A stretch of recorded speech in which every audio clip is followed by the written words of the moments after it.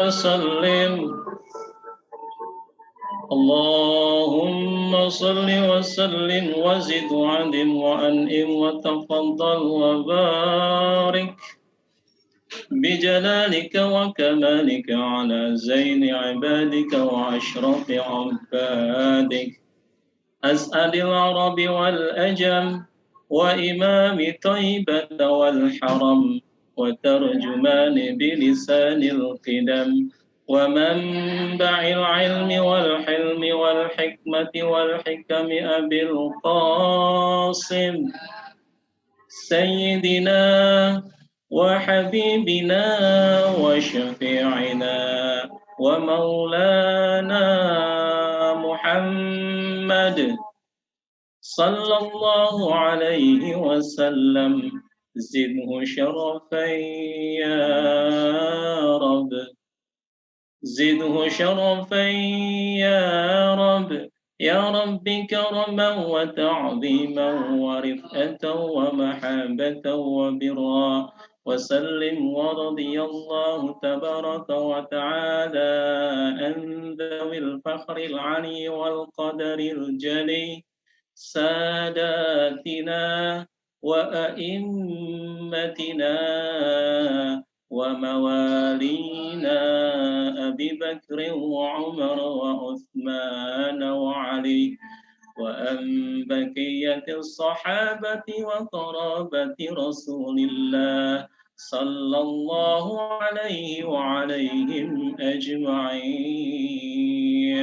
والحمد لله رب العالمين. يا رب بالمصطفى بلغ مقاصدنا واغفر لنا ما مضى يا واسع الكرم. يا ربي بالمصطفى بلغ مقاصدنا واغفر لنا ما مضى يا واسع الكرم. يا أكرم الخلق ما لمن ألوذ به سواك عند حلول الحادث العامم. يا ربي بالمصطفى بلغ مقاصدنا واغفر لنا ما مضى يا واسع الكرم. ولن يديك رسول الله جاهك بي إذا الكريم تجلى باسم منتقم. يا ربي بالمصطفى بلغ مقاصدنا واغفر لنا ما مضى يا واسع الكرم. فإن من جودك الدنيا وضرتها ومن علومك علم اللوح والقلم. يا ربي بالمصطفى بلغ مقاصدنا واغفر لنا ما مضى يا واسع الكرم. يا نفس لا تقنطي من زلة عظمت إن الكبائر في الغفران كالأمم. يا ربي بالمصطفى بلغ مقاصدنا واغفر لنا ما مضى يا واسع الكرم.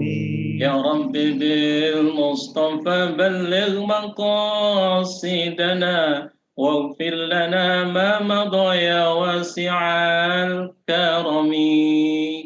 يا ربي بالمصطفى بلغ مقاصدنا واغفر لنا ما مضى يا واسع الكرم. اللهم صل وسلم وبارك عليه وعلى آله. Baik, terima kasih jazakumullahu khairan kepada Pak Budi Purnawan yang sudah memulai dan mengawali KMK pada malam hari ini dengan memimpin sholawat dustur. Jamaah yang dimuliakan Allah Subhanahu wa taala, kita mulai KMK pada malam hari ini. Alhamdulillah, wassalatu wassalamu ala Rasulillah wa ala alihi wa ashabihi wa mawala. Allahumma 'allimna ma yanfa'una wanfa'na bima 'allamtana wa zidna 'ilman nafi'an ya rabbal alamin. Rabbi shrah li sadri wa yassir li amri wahlul 'uqdatam min lisani yafqahu qawli, amma ba'du. Bapak Ibu yang dirahmati Allah Subhanahu wa taala, ketemu lagi di malam Kamis, kajian yang sudah menjadi rutinitas kita dan menjadi wirid kita di setiap pekannya, yaitu KMK, kajian malam Kamis. Terima kasih kepada Bapak Ibu yang sudah bergabung di aplikasi Zoom kami, atau yang juga menyaksikan tayangan ini lewat live di akun Facebooknya Ustadz Ahmad Sarwat, atau yang juga menyaksikan tayangan KMK pada malam hari ini lewat live streaming di channel Rumah Fikih. Mudah-mudahan apa yang kita pelajari hari ini menjadi ilmu yang bermanfaat dan menjadi keberkahan bagi kita, baik di dunia maupun di akhirat. Tentu saya tidak sendiri, KMK pada malam hari ini sudah ada guru kita, Ustadz kita, Kiai kita, Ustadz Ahmad Sarwat. Assalamualaikum Ustadz. Waalaikumsalam warahmatullahi wabarakatuh. Kabar baik Ustadz. Alhamdulillah kabar baik. Hari ini kita akan masih melanjutkan membaca matan takrib karangan Al-Qadhi Abu Syuja. Mudah-mudahan kita bisa semakin mendalami fikih lagi, mulai dari dasar, mulai dari mazhab Syafi'i, begitu erat kehidupannya, erat dengan kehidupan kita sehari-hari. Dan insya Allah caranya seperti biasa, kita akan baca sama-sama matannya, kemudian nanti kita coba terjemahkan, dan bagian Ustadz untuk mensyarah, mentaknik, atau juga mengomentari. Begitu Bapak Ibu yang dirahmati Allah Subhanahu wa taala, nanti Bapak Ibu bisa ikut berinteraksi langsung, bisa ikut baca matan supaya kita sama-sama dapat keberkahan ya dengan membaca matan takrib yang dikarang oleh Al-Qadhi Abu Syuja ini. Tapi sebelumnya saya ingatkan, kita sudah sampai di bab al-mashu 'alal khufain hari ini. Kita sudah selesai membahas bab wudu, kemudian bab mandi, kemudian pembatal-batal wudu, begitupun juga apa saja yang disunah-sunahkan dalam mandi, selesai semuanya. Hari ini kita masuk pasal baru, yaitu mengusap khuf. Gitu. Kita mulai, Ustaz. Yeah. Nabda bil qiraah. Bismillahirrahmanirrahim. Faslun wal mashu 'alal khufaini jaizun bi thalathi syara'ita. Ayyabtadi'a lubsahuma ba'da kamalit taharati wa an yakuna satiraini li mahallil fardi minal qadamaini wa an yakuna mimma yumkinu tatabu'ul masyi alaihima. Faslun, pasal wal mashu, dan mengusap ala atas al khufaini, dua khuf, jaizun, diperbolehkan, bi thalathati, dengan 3 syara'ita, syaratnya. Yang pertama, ayyabtadi'a lubsahuma ba'da kamalit taharati, yaitu memulai memakai keduanya ba'da, setelah, kamali, lengkap atau sempurnanya, at-taharah, kesucian. Wa an yakuna, dan kedua khuf itu satiraini, harus menutupi, li, untuk mahalli, tempat, al-fardi, yang wajib, min ya, dari al-qadamaini, 2 kaki. Syarat yang ketiga, wa an yakuna, ya, 2 khuf itu mimma, terbuat atau bisa, yumkinu, memungkinkan, tatabu'ul masyi, untuk berjalan alaihima, dengan keduanya. Baik. Kalau kita baca terjemah enaknya itu kira-kira begini. Mengusap khuf itu boleh dengan 3 syarat. Yang pertama, memakai khuf setelah suci dari hadas kecil dan hadas besar. Yang kedua, khuf menutupi mata kaki. Dan yang ketiga, khufnya dapat dipakai atau digunakan untuk berjalan. Itu 3 syarat ketika kita dibolehkan mengusap khuf atau 2 khuf ini. Baik. Jadi itu susah ya. Bahasa Arab itu ketika diterjemahkan kata per kata, itu kalau dirangkai dalam bahasa Indonesia menjadi tidak enak. Nah, tinggal kita mau pilih yang mana. Mau menguasai kata per kata, tapi kalimatnya jadi tidak enak, atau kita mau enak baca kalimatnya, walaupun kata per katanya malah jadi tidak terwakili. Okay. Itu pilihan yang sangat berat dalam membaca kitab. Wabil khusus para penerjemah Al-Quran di Kementerian Agama itu pusingnya di situ.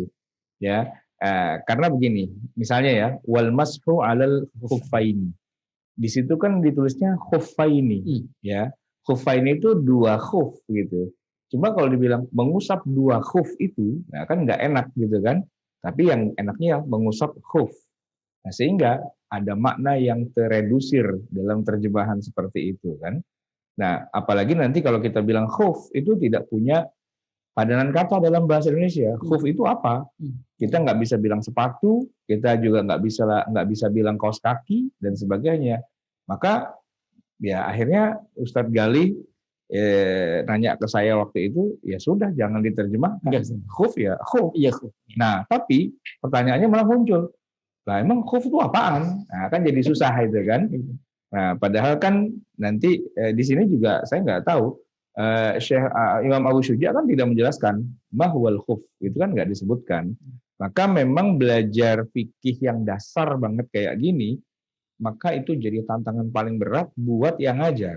Oke. Karena yang ngajar harus betul-betul sudah sangat memahami mendalam, karena ini cuma ringkasan yang diringkas dari ringkasannya yang diringkas gitu kan. Maka harus menjelaskan khuf itu apa gitu kan. Karena kalau enggak ya cuma khuf udah gitu aja. Kelemahan kita dalam belajar kitab kuning itu yang ngajar kemampuannya belum terlalu dalam. Dia sekedar bisa menerjemahkan kata per kata. Sehingga apa yang bisa didapat, yang diterima oleh muridnya, yaitu sebatas maksimal yang dikuasai oleh gurunya. Dan jadilah itu jadi masalah berat kan gitu ya. Nah sebenarnya ini kira-kira kita mau pakai mazhab apa nih dalam acara kita ini? Apakah memperterjemahkan kata per katanya lah, kakah gitu ya, atau ingin mencari terjemahan enaknya seperti yang tadi antum katakan. Kalau terjemahan enaknya, ya udah mengusap khuf itu boleh dengan 3 syarat, gitu aja kan sederhana kan. 1, memakai khuf setelah suci dari hadas kecil dan hadas besar. Padahal di situ kan kamalit toharoh gitu kan, kamalit toharoh sesudah sempurnanya toharoh tanpa menyebutkan hadas kecil atau hadas besar malah kan gitu ya. Wa yakuna satiraini limahadil fardhi, ya menutupi mata kaki gitu kan, padahal menutupi limahadil fardhi, tempat yang menjadi fardunya yang harus basah dari kedua mata kaki. Nah itu kan agak melintir bahasanya kan. Wa yakuna yakuna ini kan 2 nih. Nanya itu 2 itu mewakili siapa? Khufain. Nah, kalau yang tadi kan ya yang pertama ya, bisalah fi syara'id dengan 3 syarat. Ayyab tadi'a. Nah, tadi itu membacanya lubsuhuma atau lubsahuma? Saya lubsahuma. Kenapa lubsahuma dan kenapa lubsuhuma gitu? Apa kira-kira?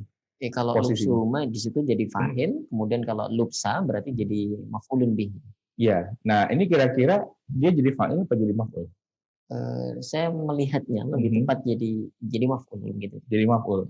Berarti dhamirnya siapa? Huwanya ini siapa? Huwanya ya orang mukallaf ya. Yang pakai ayyab tadi'a lubsahuma gitu ya. Ba'da kamal taharah. Terus yang keduanya wa ayyakuna satiraini. Yakuna ini fa'ilnya siapa? Khuf lagi. Kembali ke khuf. Ayyakuna nih di situ bihadzfin nun karena mansub di an gitu. Iya, oke. Ya udah, itu kalau bahasanya begitu. Kalau bahas grammarnya atau nahwu. Ya, silakan dibaca. Baik, Ustaz. Bapak Ibu silakan bagi yang ingin membaca, atau kalau tidak nanti bisa saya tunjuk begitu kira-kira. Sudah ada Pak Budi Purnawan, kemudian ada Pak Adifar, ada Pak Alzam, ada Pak Bobi Gunara, ada Pak Dirgantara, ada Pak Hanafi Muhammad, dan juga ada Pak Kusnanto. Gitu. Ya, saya yang baca deh. Baik, silahkan. Pak Budi ya, tafadhol. Faslun wal masu alal khuffaini jaizun bi thalathi syara'it. Mengusap khuf itu hukumnya boleh dengan 3 syarat. Oke. Ayyabtadi'a lubsuhuma ba'da kamalit taharati. Pertama, seseorang mulai memakai khuf itu setelah dia bersuci dengan sempurna. Wa ayyakuna satiraini li mahalli ghuslil fardi minal qadamaini. Yang kedua khuf itu menutupi bagian kaki yang harus dibasuh saat berwudu. Wa ayyakuna mimma yumkinu tatabi'ul masyi alaihima. Dan yang ketiga, kedua hukm itu kuat jika digunakan berjalan terus-menerus. Oke. Baik, terima kasih Pak Budi. Itu kalau dari penjelasan Ustadz tadi itu, ini enaknya kita kalau ngaji ya harus dengan guru seperti ini Pak. Jadi ketika Ustadz menjelaskan tuh banyak faidah yang bisa kita tampung, yang bisa kita petik begitu. Kira-kira yang pertama tadi adalah ini saya jadi ingat pembahasan kita dulu Ustadz, bahwa tantangan memahami Al-Quran itu salah satunya justru terjemahannya itu sendiri begitu.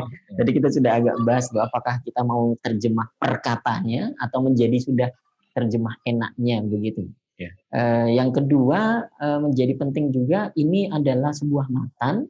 Jadi kalau bahasa Ustaz tadi ringkasan yang diringkas lagi, kemudian diringkas lagi sehingga sudah perasan akhir begitu. Maka banyak sekali para ulama yang mengambil peran untuk mensyarah matan Abi Syuja ini. Ada misalnya Al-Iqna ditulis oleh Asy-Syirbini, kemudian ada Fathul Qorib ditulis oleh Ibnu Qasim, kemudian ada Al-Hisni menulis Kifayatul Akhyar, ada putrinya Dr. Hasan Hitu, Dr. Syifa, itu menulis Imta'ul Asma, syarah matan Abi Syuja, dan masih banyak sekali para ulama yang mengambil peran untuk mensyarah kitab yang luar biasa berkahnya ini.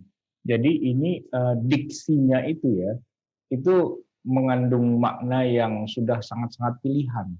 Ya, ketika dia menggunakan sebuah diksi, ya, kata pilihan itu yang sudah mewakili betul-betul posisi tertentu yang nanti kalau mau disyarah ini jadi panjang. Ya, istilahnya kenapa nggak disebut kebun hewan? Kenapa disebut kebun binatang? Kan antara hewan dengan binatang kan hampir sama gitu kan. Tapi kenapa harus pakai kata-kata hewan? Bukan kenapa pakai kebun binatang dan bukan hewan misalnya? Nah, itu ada apa ya? Ada titik tekan tertentu ketika memilih sebuah diksi gitu kan. Dan itu nggak gampang. Ya, Imam Abu Syuja itu ketika memilih diksinya itu susah dalam arti ringkasannya itu. Nah, ketika kita sedang baca, ini bukan sekedar kitab buat anak-anak sebenarnya. Ini kita buat orang dewasa sebenarnya. Karena begitu dijelaskan, keluar semua tuh nanti segala macam alasan kenapa kok dipilih diksi yang ini gitu. Kenapa tidak makanya ketika menerjemahkan itu jadi banyak orang salah tuh sih. Terjadi dia pilih itu. Di situ. Itu problem besar gitu. Makanya kesalahan orang belajar fikih itu kalau pakai kitab kuning adalah kalau gurunya bukan pakar-pakarnya itu nggak bisa. Maka yang paling bagus itu adalah jangan baca matannya saja, tapi baca kitab syarahnya. Nah, jadi untuk ngajar itu harus pakai kitab syarah. Untuk bisa menjelaskan. Seperti antum sekarang lagi megang kitab apa nih? Ini saya lagi megang kitab At-Tadhib. At-Tadhib fi adillati matnil ghayati wa takrib. Ini karya Dr. Mustafa Dib Al-Bu, seorang ulama Syafi'i papan atas begitu ya, begawannya Syafi'i abad ini di negeri Syam begitu. Beliau menuliskan ini khusus untuk merumuskan dalil-dalil yang dipakai lebih dalam kepada dalilnya. Kan? Sedangkan kalau pilihan diksinya tidak dibahas ya. Iya, betul. Bukan bagian dari syarah juga, tapi beliau memilihnya dalilnya apa, Qur'annya, sunnahnya begitu. Ya, karena kan fikih dengan pakaiannya yang baru di Thawbihil Jadid itu lebih banyak menekankan pada istidlalnya kan, dalilnya gitu. Tapi sebenarnya satu hal yang menarik juga adalah ketika dibahas dari sisi lughahnya, dari sisi bahasa. Kenapa beliau memilih ungkapan seperti ini tuh maknanya akan menjadi luas sekali, menjadi dalam gitu ya. Oke, kita teruskan. Baik. Bapak Ibu, masih ada yang ingin membaca selain tadi Pak Budi Purnawan yang sudah membaca dengan sangat bagus dan menerjemahkannya dengan tepat juga. Silakan bagi Bapak Ibu yang ingin berinteraksi ya, bisa gunakan fitur raise hand di aplikasi Zoom kita. Atau juga boleh bertanya, silakan di masalah al-mashu 'alal khuffain. Baik, sambil nunggu Bapak Ibu yang berinteraksi tadi ada 3 syarat dibolehkannya seseorang itu mengusap khufnya sebagai ganti dari mengusap kakinya begitu. Emang kenapa nggak boleh mengusap khuf? Kan khufnya khuf kita, kenapa nggak boleh diusap? Jadi pertanyaan yang paling dasar ya. Jadi maksudnya begini, orang itu kalau berwudu kan harus lengkap nih ya, rukun wudu kan ada 6. Nah, anggota wudu yang harus kena basuh, yang fardunya itu kan wajah, tangan sampai siku, sebagian kepala itu diusap, sama kaki sampai mata kaki. Tapi ada kondisi di mana seorang itu boleh berwudu tanpa harus mencuci kaki. Ya, tanpa harus mencuci kaki, dan sebagai gantinya hanya mengusap sepatu. Sepatunya diusap. Maka syaratnya ya harus pakai sepatu. Namanya juga mengusap sepatu, bukan mengusap kaos kaki, bukan mengusap telapak kaki, bukan mengusap. Judul tema kita ini al-mashu ala al-khufaini, bukan al-mashu ala al-jawrabaini atau al-mashu ala al-qadimi, bukan, tapi ala al-khufaini. Jadi unsur khufnya itu yang menjadi ciri utama, gitu ya. Sesuatu yang kita tidak pernah lihat contohnya di Indonesia. Nah, bahkan di Arab juga tidak. Ini hanya ada di zaman Nabi. Nabi SAW itu pernah suatu ketika dalam perjalanan itu beliau berwudu, dituangkan air buat wudu oleh pembantunya Al-Mughirah, gitu kan. Nah, pas giliran lagi mau cuci kaki, kata Al-Mughirah, sini saya bantuin lepasin sepatunya, gitu kan. Tapi apa kata Nabi? Da'huma, biarkan saja. Utrukhuma, jangan dicopot. Fa inni adkhaltuhuma tahiratain, gitu kan? Begitu nggak hadisnya? Ada kan hadisnya? Nah, jangan, nggak usah dicopot sepatu saya ini, karena waktu saya pakai, saya sudah dalam keadaan berwudu. Nah, jadi akhirnya diusaplah kedua sepatunya itu bagian atasnya, bukan bagian bawahnya. Yang tadi ketemu ada hadis Ali bin Abi Thalib yang mengatakan seandainya agama itu dengan akal, maka yang lebih layak itu yang diusap bawahnya, bukan bagian atasnya. So, yang kita bahas ini adalah orang boleh berwudu tanpa cuci kaki dengan syarat dia tidak melepas sepatunya. Nah, gitu. Itu babnya itu judulnya begitu. Nah, syaratnya kan ada 3. Pertama apa tadi?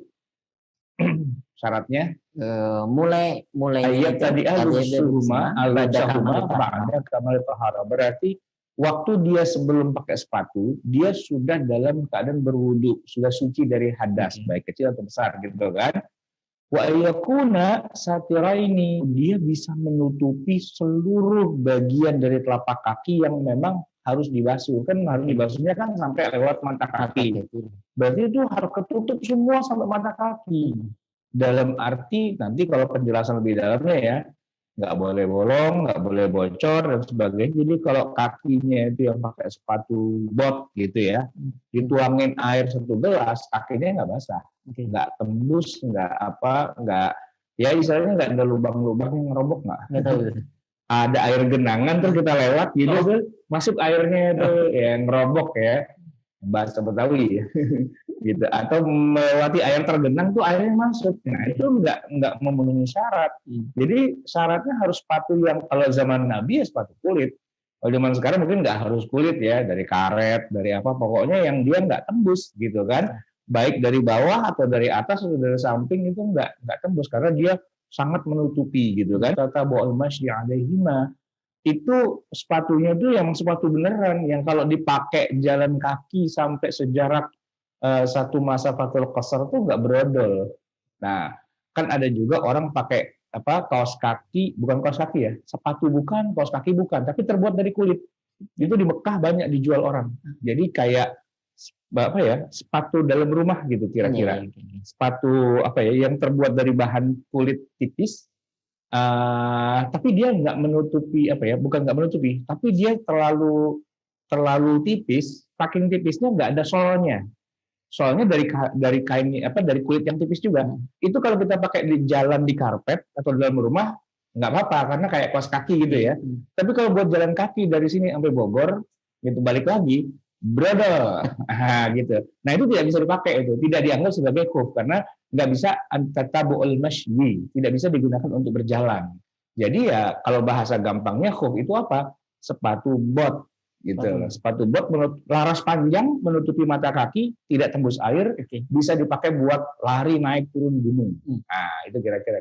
Itu syaratnya tidak boleh dilepas sepanjang kalau pergian di luar jalan di luar kota itu 3 hari 3 malam gitu kan. Kalau di rumah sehari 1 malam. Baik. Sampai di sini dulu Bapak yang mengganjal. Ada pertanyaan, itu sepatu khuf itu kalau sepatu tentara contohnya bisa nggak seperti itu, Ustaz? Tentara itu ya yang maka Rasulullah itu gini ya, Rasul kan bepergian tuh jarak jauh gitu kan, nah itu sepatu tentara, sepatu bot gitu yang kalau buat nginjek ular atau nginjek kalajengking mejret itu mati. Gitu. Terus buat jadi memang sepatu yang keras gitu. Walaupun nanti bisa juga itu dilakukan walaupun bukan dalam perjalanan jauh, kan syaratnya nggak termasuk perjalanan. Di dalam rumah pun bisa juga. Yang penting tidak dilepas gitu. Nah, yang salah terjadi di tengah masyarakat memang begini. Dia pakai sepatu dari rumah ke kantor, ya kan? Sampai di kantor dia lepas. Gitu. Ya kalau sudah dilepas ya kalau dia wudhu harus cuci kaki. Gitu. Syaratnya itu tidak boleh dilepas gitu. Yang menarik itu bukan kakinya yang dicuci, tapi ambil sepatunya. Padahal sepatunya juga tidak sedang dipakai. Ya, yang itu yang sering terjadi atau dia mengusap jawrab kaos kaki. Padahal kaos kakinya itu kalau buat nginjek lantai kamar mandi ya tembus basah. Ya kenapa kaos kakinya dilepas? Basah. Terus tadi cuci kaki? Enggak, cuma diusap-usap. Nah ini orang nggak ngerti ilmu fikihnya kayak gitu. Karena ya dia ngarang sih masalahnya. Hasil ngarang gitu, bukan hasil ngaji. Kita kan bisa hafal kayak gitu dari kecil, ngaji terus nggak pernah berhenti gitu. Jadi udah nyangkut di kepala ya udah begitu tuh, udah nggak bisa diutak-atik gitu. Nah kalau yang baru tahu sekarang kan masih puyeng dia. Oh emangnya bisa, emangnya boleh gitu. Baik. Al-mashu alal khuf tadi ada dengan 3 syarat, dan dari 3 syarat itu juga kita bisa rumuskan atau definisikan bagaimana khuf yang diperbolehkan untuk diusap itu. Kita lanjutkan di bukan diperbolehkan, yang sah untuk menggantikan wudhu. Yang sah untuk menggantikan wudhu. Karena kalau diperbolehkan, ya khufnya dia masa nggak boleh diusap-usap. Yang kedua soal masa berlaku atau durasinya begitu.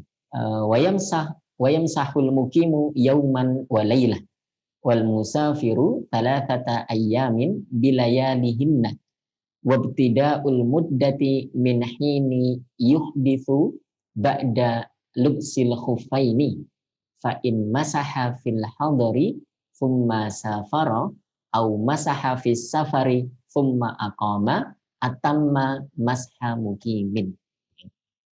Wayam sahul mukimu, dan seorang mukim itu mengusap, ya dibolehkan mengusap itu durasinya yauman walailah, sehari semalam.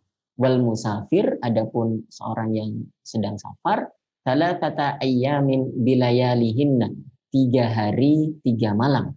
Wabtida'ul muddati, dan permulaan dihitungnya pertama kali itu minhini yuhditsu, ya bukan yahditsu, minhini yuhditsu, yaitu ketika dia yuhdits, ya berhadas gitu, ba'da setelah lubsil khuffaini, setelah dipakai khufnya itu. Fa in masaha, jikalau dia mengusap fil hadari, mengusap sepatunya saat dalam keadaan mukim, thumma safara, kemudian safar, atau au masaha fis safari, mengusap sepatunya ketika dalam safar, thumma aqama, kemudian sampai dan mukim, atamma masha mukimin, yaitu dia menyempurnakan hitungan pakainya itu hitungan mukim, orang yang mukim gitu. Itu terjemahan secara harfiahnya agak bulat barangkali. Enggak apa-apa, yang penting dijelaskan ya. Wayam sahul mukim, ya. Dia jadi dibagi 2. Ini berlaku bukan hanya musafir, tapi yang bukan musafir, artinya mukim, itu juga sah juga. Berwudu tanpa cuci kaki, hanya ngusap saja. Nah, teman dikasih bedanya adalah batasan durasinya. Dia boleh tetap terus begitu, maksimal itu adalah 1 hari 1 malam. Artinya, kalau sudah lewat dari 1 hari 1 malam, mau tidak mau dia harus berwudu yang pakai melepas sepatu, gitu ya. Nah, sedangkan kalau yang musafir itu bisa 3 hari 3 malam, artinya itu kan maksimal ya, bukan minimal, maksimal. Artinya ya dia boleh selama 3 hari 3 malam itu tidak mengubah, tidak melepas sepatunya. Ya terus aja dia pakai terus, bayangin 3 hari 3 malam nggak melepas sepatu. Nah, yang penting itu adalah wabtida'ul muddah. Kapan sih terhitung mulainya? Kalau bilang sehari semalam atau 3 hari 3 malam gitu ya, itu mulai dihitungnya sejak kapan sih? Gitu kan? Min hini yuhditsu, ya kan? Ba'da lubsil khuffaini. Terhitung sejak dia berhadas setelah dia mulai pakai sepatunya. Gimana tuh? Jadi gini, kita kasih contoh ya. Misalnya nih pagi deh mau berangkat kantor gitu kan. Pakai berangkat kantor dalam keadaan sudah berwudu, terus pakai sepatu bot, bukan sepatu kantor, sepatu bot. Jadi dia ngantor tapi ngantornya di hutan. Karena sepatu bot yang tertutup, laras panjang, mungkin Pak Polisi atau Bapak Abri, Pak Hansip, tentara gitu kan. Kemudian dia nggak batal-batal tuh, ya kan, nggak batal-batal. Zuhur dia nggak batal, asar nggak batal juga. Berarti kan dia nggak usah wudu kan. Maghrib nggak batal juga. Itu belum mulai dihitung tuh. Mulai sehari semalam dari itu belum mulai dihitung. Jadi mulai dihitungnya misalnya begini, dia sampai kantor, nah tapi memang di perjalanan mungkin dia nyenggol perempuan atau apa kan batal tuh ya, wudunya batal. Sehingga kalau mau zuhur itu kan mau nggak mau dia harus berwudu.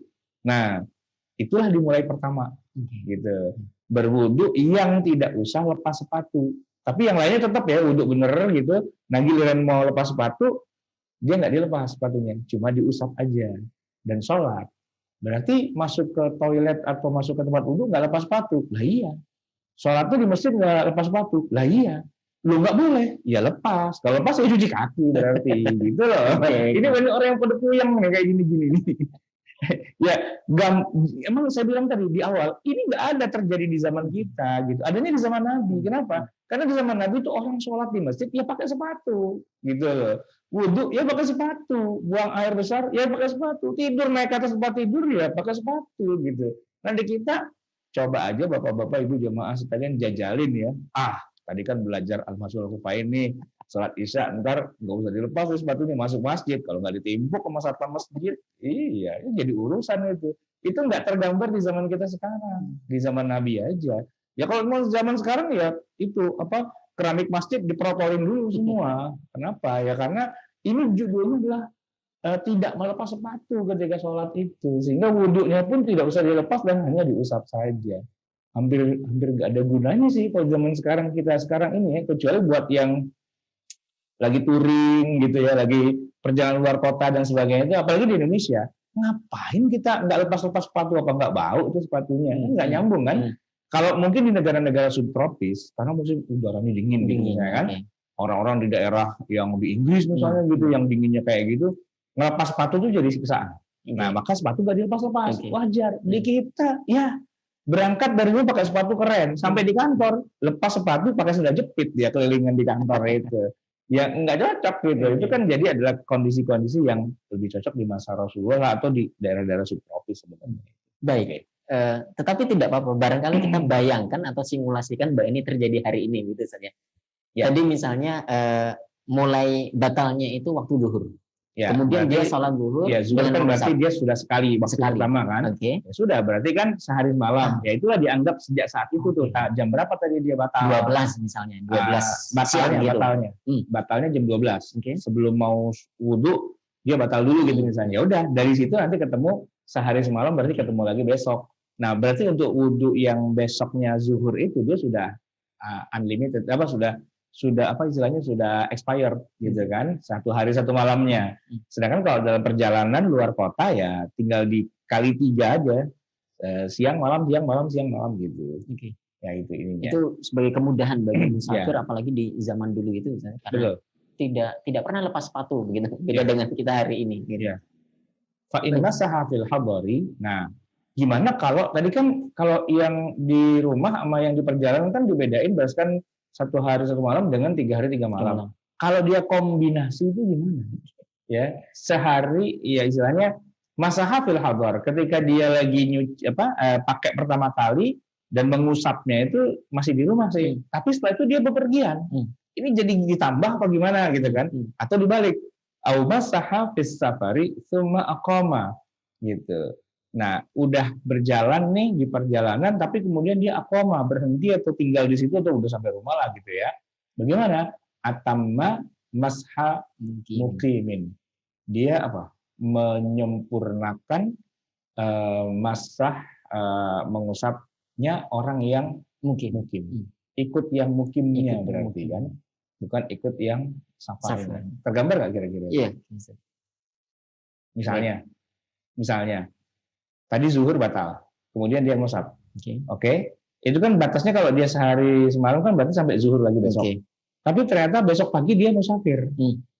Nah itu gimana? Apakah sehari semalamnya sebagai orang yang mukim itu dapat, lalu yang 3 hari 3 malamnya dapat lagi jadi 4 hari, atau cuma dapat yang dapat buat orang mukim saja?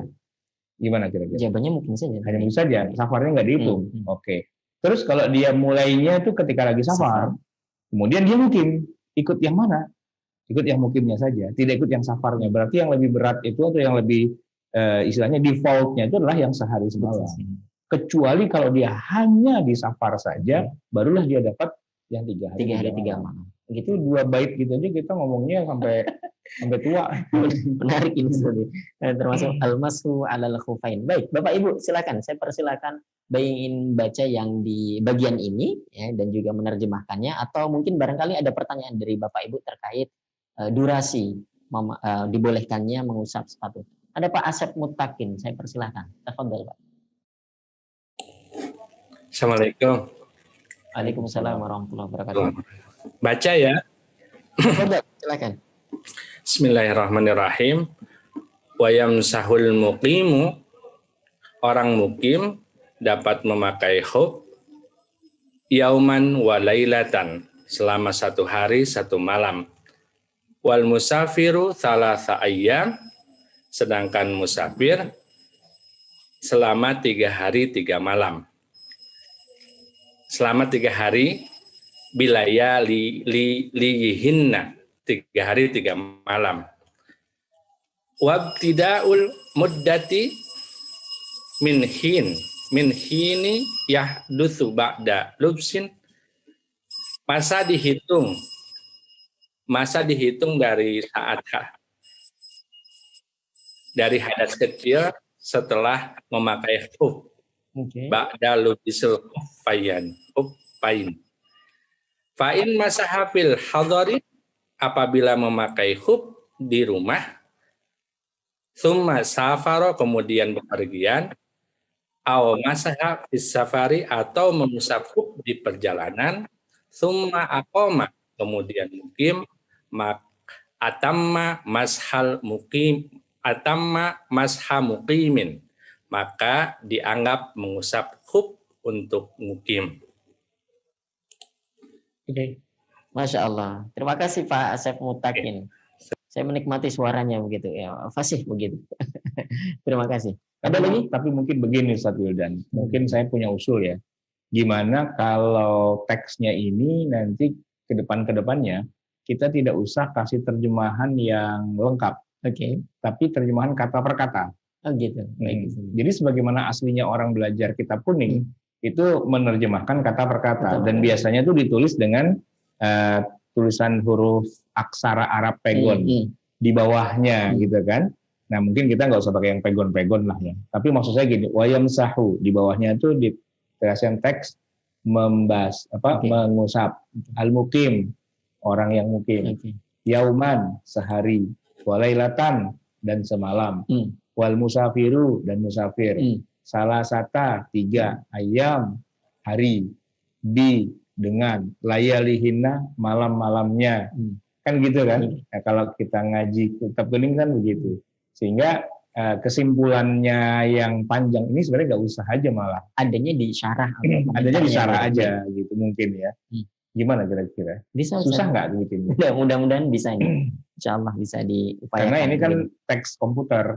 Jadi bagaimana caranya membuat agar komputer ini juga bisa ini kan bikinnya kan pakai Microsoft Word nih. Gimana ya caranya biar dia bisa disisipkan di situ? Mungkin harus pakai JPEG kali ya. Ya biar mudah gitu menyisipkan gitu ya. Atau harus pakai publisher ya. Nggak tahu lah, ntar saya mikirin gampang. Ada usulan lagi dari Pak Alzam. Usul Ustadz, pakai kitab kuning yang Arab gundul biar makin challenge gitu. Biar ada gregetnya. Iya. Maksudnya kitab aslinya ya. Kitab aslinya gitu. Baik, Bapak Ibu, silahkan bagi yang ingin bertanya atau juga ingin membaca lagi dari matan yang sudah kita jelaskan. Ini masih ada tulisannya nggak bab khuf ini? Masih ada tadi. Tulisannya apa? Baik, yang membatalkan al-mashu. Ya, kita baca sekali misalnya. Baik. Setelah yang membatalkan ada lagi? Sudah masuk tayamum ya. Oke, kita habiskan 3 ini aja. Baik. Kita baca yang membatalkan, wa yabtulul mashu bi thalathati asya'a bi khal'ihima wa inqida'il muddati wa ma yujibul ghusla. Wa yabtulu, dan batal al-mashu, mengusap khuf tadi, bi thalathati, dengan 3 asya'a, perkara, bi khal'ihima, Itu nomor 1 ya. nomor 1 dengan melepas keduanya.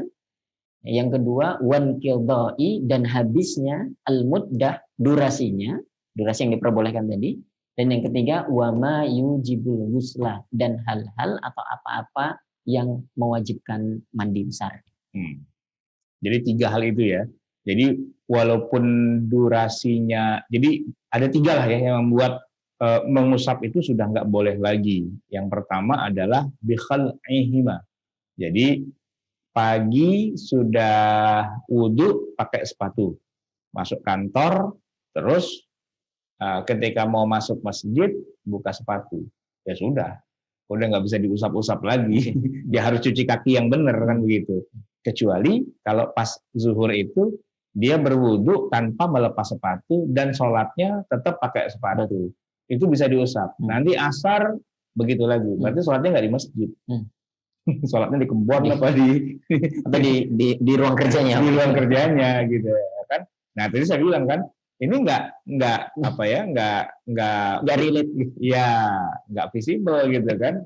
Kenapa? Lu ngapain sholat sendirian di kebun di situ kan, orang ada masjid. Tapi kita nggak mungkin juga masuk masjid tanpa melepas sepatu, atau mau sepatunya dibungkus pakai kantong kresek gitu biar nggak, kan jadi ini orang udah lama nggak minum obat apa gimana gitu jadinya kan. Nah, itu jadi dengan cara dia melepas sepatu itu, ya berarti setelah itu dia sudah tidak sah lagi untuk berwudu yang hanya ngusap-ngusap sepatu. Gara-garanya dia sudah melepas sepatunya itu nomor 1. Yang kedua bin qada'il muddah ya. Yang kedua ya, apa yang ketiga? Yang kedua bin qada'il muddah. Tetapi mohon maaf Ustaz, sebelum masuk atau menjelaskan yang kedua, ini sudah masuk waktu sholat Isya. Ya, kita dengarkan dulu ya. Kita dengarkan adzan terlebih dahulu Bapak Ibu.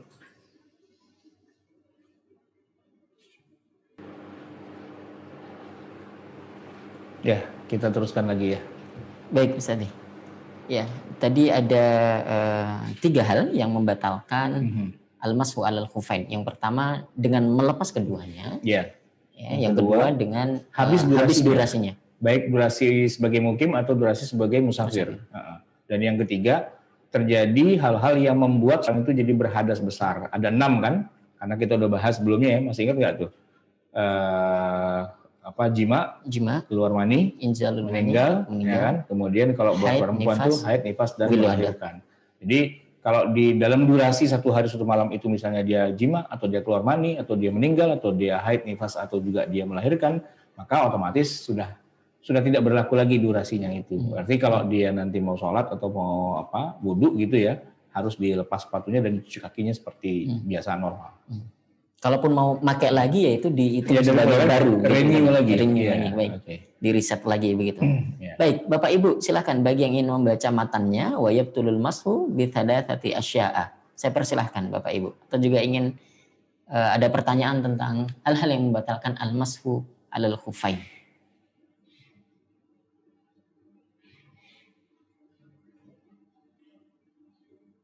Ada Pak Alzam, saya persilahkan Pak Alzam. Ya, bismillahirrahmanirrahim. Baca ya? Ya, silakan. Wa yabtulul mashu, adapun yang membatalkan mengusap khuf bisalah sati asya, ada 3 perkara. Apa itu? Bi khal'ihima, yaitu dengan melepaskannya. Wa in kido ilmudah, dan habis masanya. Wa ma yujibul ghusla, dan berhadas besar. Nah, segitu saja Pak Ustaz. Nah, mungkin mengusap khuf ini apakah masih berguna gitu ya di kita bagi tentara atau polisi mungkin ya? Ya, tentara, polisi, biker ya, atau iya kan, biker kan dia pakai sepatunya harus yang keren. Masa sepatunya sepatu ya cats gitu kan, enggak gitu kan. Rocker, nah gitu kan, mungkin rockernya muslim dan taat gitu kan. Wah, lagi pentas nih. Wah, belum sholat Isya nih gitu kan. Wudu dia pakai air di botol. Kemudian pas lagi kaki dia usap aja gitu kan. Kenapa diusap-usap doang, nggak buka sepatu bot lo?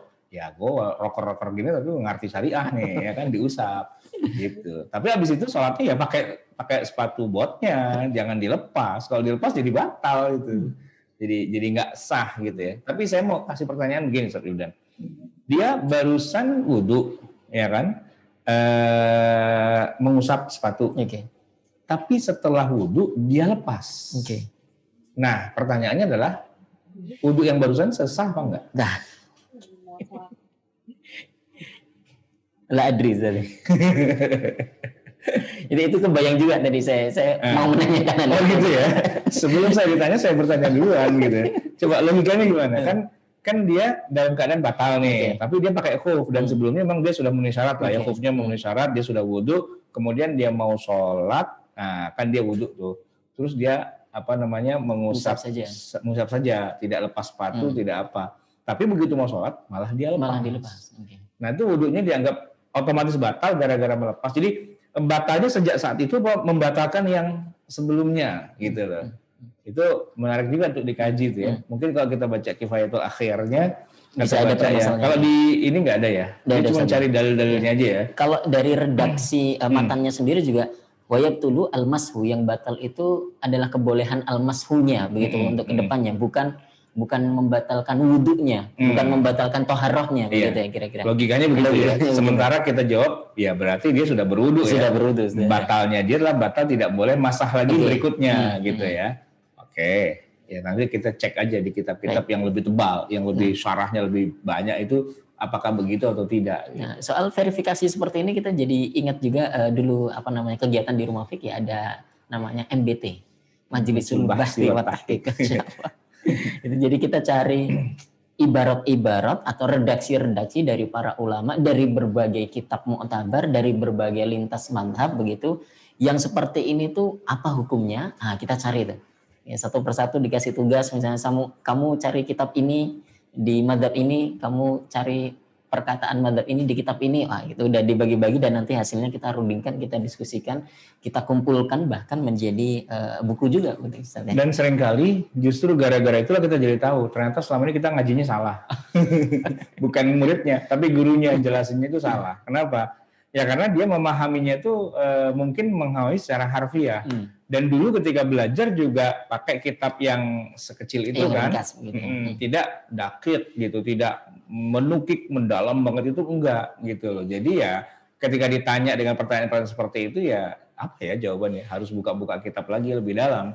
Tapi memang membahas secara dalam itu ya jadi ngabisin waktu gitu. Karena kan kita ini dari tadi cuma ngomongin al-mashu al-khufaini gitu aja kan, belum selesai-selesai juga gitu. Tapi kalau kita kuliah di Lipia, al-mashu al-khufaini bisa 2 minggu nih, ya kan? Di mana setiap hari ada materi fikih, ada mata kuliah fikih, Senin, Selasa, Rabu, Kamis, Jumat. 2 minggu kita masih muter-muter di al-mashu al-khufain. Karena emang dalam, begitulah karakteristik fikih. Makin didalami, makin tenggelam kita gitu kan, dan makin banyak masalah-masalah yang muncul setelah itu. Jadi semakin banyak belajar semakin banyak kerumitannya, sedikit belajar sedikit rumit, dan tidak belajar ya nggak ada masalah. Justru gitu, makanya saya belajar, saya jadi tahu dan saya harus tahu hal-hal yang lainnya lagi begitu kira-kira. Kebanyakan mending saya tadi nggak tahu aja gitu. Baik, Bapak Ibu silakan bagi yang ingin bertanya. Al-mashu alal khufain, kita sudah bahas 3 poin hari ini. Pertama, syarat-syarat kebolehannya kita mengusap 2 khuf itu, yang kemudian kita sambung dengan durasi kebolehannya. Kalau bagi seorang mukim itu 1 hari 1 malam, kalau musafir itu 3 hari 3 malam begitu. Kemudian kita juga bahas hal-hal yang membatalkan kebolehan al-mashu al-khufain ini ada 3. Yang pertama dengan melepas keduanya, durasinya habis, dan yang ketiga adalah berhadas besar sehingga dia harus mandi wajib begitu. Jika ada pertanyaan lagi dari Bapak Ibu, silakan. Masih ada sedikit waktu kita sebelum kita nyambung di SFL, Sekolah Fikih Live. Di malam Kamis atau Rabu malam kita ada Ustadz Teguh Khairul Fazli dengan mata kuliah Bahasa Arab.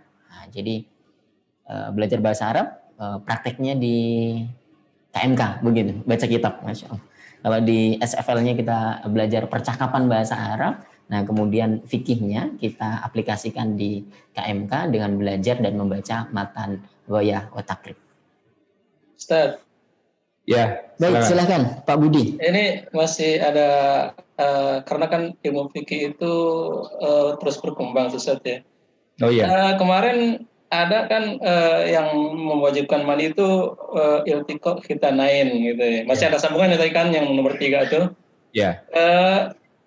Saya masih pengen tahu kalau bertemu dua khitan itu kan sekarang ada boneka seks tuh Ustaz gitu. Oh iya. Nah, itu bagaimana Ustaz? Sampai ada yang menikah dengan boneka seks gitu. Nah, itu gimana tuh, apakah itu termasuk mandi atau enggak, Ustaz? Kalau keluar mani wajib mandi, tapi kalau cuman berjima dengan boneka, lah boneka itu kan bukan adami, bukan manusia gitu kan. Maka ya tidak masuk dalam konteks jima. Tapi kalau adami itu sepakatlah para ulama jima. Termasuk nanti kalau sama binatang. Nah, cuman binatang itu ya banyak juga para ulama menganggap ya itu termasuk jima juga. Walaupun ada-ada aja sih ngomong binatang sih gitu ya. Tapi kalau adabi gitu ya, manusia baik itu laki atau perempuan kan ada kalau homoseksual gitu ya. Kemudian perempuan itu apa sih kalau laki itu kan homo, kalau perempuan apa sih? Lesbi. Oh, lesbi. Iya. Termasuk kepada anak kecil, kemudian kepada mayat gitu tuh. Jadi orang juga kan, walaupun sudah meninggal gitu kan ada tuh orang mayat diperkosa, gila banget gitu ya. Nah itu banyak para ulama mengatakan itu semua masuk kategori jima. Yang penting ghiyabul hasyafah. Nah gitu. Jadi iltiqaul khitana ini itu bahasa yang masih terlalu halus. Bahasa yang vulgarnya itu adalah ghiyabul hasyafah gitu. Hilangnya ujung kemaluan. Kalau iltiqa kan istilahnya cuma ketemu tuh ngapain gitu. Nah, padahal sih iltiqa itu unik ya. Diksi iltiqa itu beda dengan mas. Mas itu menyentuh, tersentuh, nempel itu mas atau lames gitu kan. Tapi kalau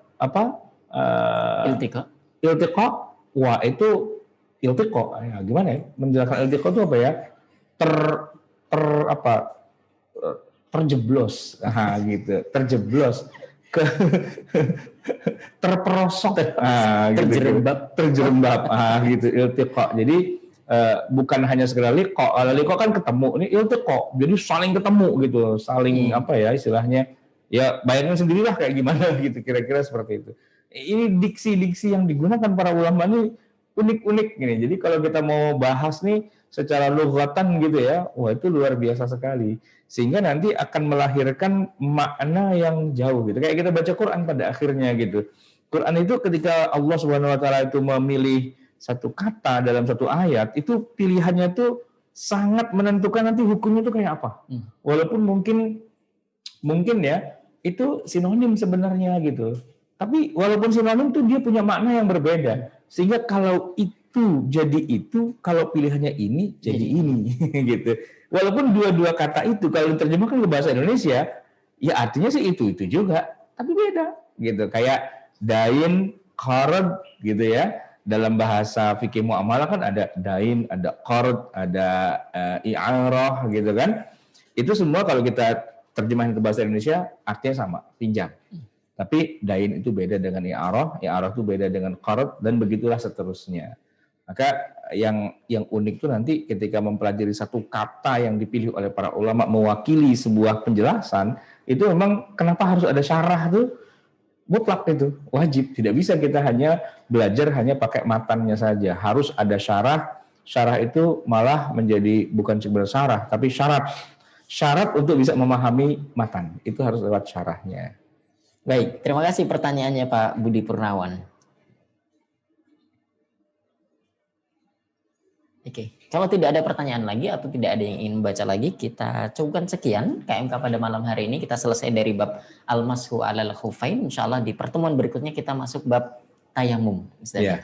Nah, ini tayamum agak relate sekali dengan kita hari ini. Apakah misalnya Bapak Ibu yang sedang di pesawat, di kereta, di bus itu boleh nggak bertayamum dengan debu yang nempel di jok kursinya? Nah, nanti insya Allah akan kita ada bahas. Berapa nomor itu? Pertama kan syarat bolehnya tayamum, kemudian yang nomor 2 apa? Rukun-rukunnya, gitu. Rukunnya fardu tayamum, kemudian sunnah-sunnahnya, yang keempat yang membatalkan, terus yang 5 terakhir soal sahibul jabair. Ya, Perban Perban, itu ya. di luar dari tayamum sih sebenarnya, tapi itu adalah hasil kolaborasi antara wudhu, mandi janabah, dan tayamum. Iya, itu al-jabair, itu apa namanya, perban. Ya, itu unik gitu. Dan hampir kebanyakan kita umat Islam Indonesia, Muslim, Syafi'i nggak paham tuh masalah perban. Tapi minggu depan ya. Minggu depan. Ini sebagai perangsangan saja supaya Bapak Ibu tetap bersama kami di KMK. Bapak Ibu yang dirahmati Allah Subhanahu wa taala, akhirnya cukup sekian KMK pada malam hari ini. Terima kasih bagi Bapak Ibu yang sudah bergabung di aplikasi Zoom kami atau yang menyaksikan ini lewat Facebook dan juga YouTube. Kami ucapkan jazakumullahu khairan. Mudah-mudahan apa yang kita pelajari malam hari ini menjadi ilmu yang bermanfaat yang bisa kita amalkan dan menambah pemahaman fikih kita, ya, sehingga kita bisa beramal berdasarkan ilmu yang benar. Saya Wildan Jauhari mewakili Ustadz Ahmad Sarwat dan juga Ustadz Solihin mohon undur diri. Jangan lupa hari ini atau sebentar lagi ya langsung disambung dengan SFL Sekolah Fikih Live bersama Ustadz Teguh Khairul Fazli. Sudah hadir juga Ustadz Teguh Khairul Fazli di Zoom kita, tetapi kita tutup dulu KMK pada malam hari ini dengan baca doa kafaratul majelis. Subhanakallahumma bihamdika asyhadu an la ilaha illa anta astaghfiruka wa atubu ilaik. Terima kasih Bapak Ibu, sampai jumpa di pekan depan. Wassalamualaikum warahmatullahi wabarakatuh. Waalaikumsalam warahmatullahi wabarakatuh.